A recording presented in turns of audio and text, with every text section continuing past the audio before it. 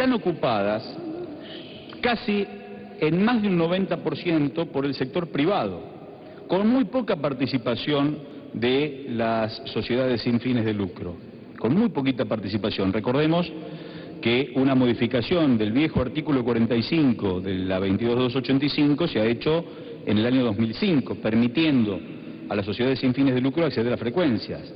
Nosotros veníamos de un régimen que establecía que la comunicación tenía que tener fin de lucro. Desde el decreto ley del 80 hasta el 2005, solo a quien que tuviese fin de lucro podía acceder a frecuencias, ¿no? A licencias. Le hago una última... Perdón que quiero terminar Entonces, el 33% se reserva, en tanto y en cuanto se recupere frecuencias a partir del dividendo digital, a las sin fines de lucro, que van a tener que participar de concursos, no son asignaciones directas, y que pasa por esta autoridad de aplicación, que pasa por el Consejo Federal y que pasa por audiencias públicas. Y el Estado no tiene reservado el 33% del espectro, el Estado tiene asignaciones directas a universidades nacionales, gobiernos provinciales, gobiernos municipales. Pensar que el Estado tiene que tener, o debería tener, el 33%, por ejemplo, en las FM. Decimos que en Capital Federal está superpoblado el dial de FM. Si donde hoy emite una señal pueden emitir 10 señales más, vamos a tener muchas más frecuencias. Que el Estado tenga el 33% del dial de FM sería realmente un despropósito. No hay organismos del Estado que puedan ocupar esas bandas, sino que hay asignaciones directas a organismos del Estado, como el Gobierno de la Ciudad de Buenos Aires, la Legislatura, el Congreso de la Nación, las cámaras, los gobiernos provinciales, las universidades nacionales.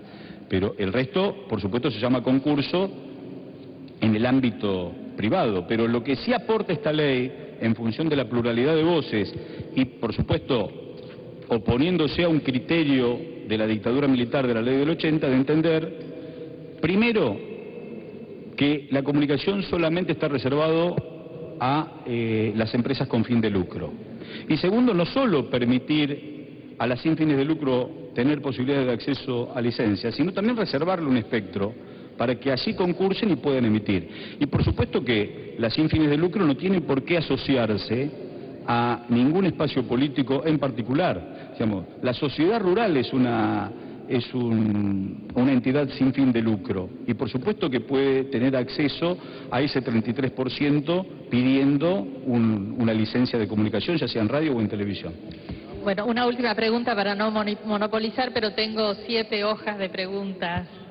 El artículo 108, inciso A, establece una causal de caducidad cuando se transmiten, dicen, hechos atentatorios contra el orden constitucional.